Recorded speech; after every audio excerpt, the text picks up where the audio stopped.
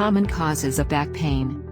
Back pain can range from a muscle aching to a shooting, burning or stabbing sensation. In addition, the pain may radiate down your leg or worsen with bending, twisting, lifting, standing or walking. Muscle or ligament strain. Repeated heavy lifting or a sudden awkward movement can strain back muscles and spinal ligaments. Bulging or ruptured discs. Discs act as cushions between the bones, vertebrae, in your spine. The soft material inside a disc can bulge or rupture and press on a nerve. Arthritis. Spinal osteoarthritis is also a potential cause of back pain.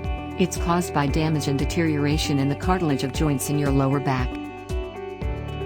Osteoporosis. Your spine's vertebrae can develop painful fractures if your bones become porous and brittle.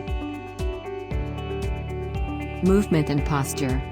Adopting a very hunched sitting position when using computers can result in back pain and shoulder problems over time.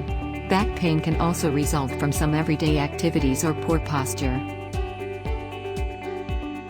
For more information on problems related to back pain, consult an expert.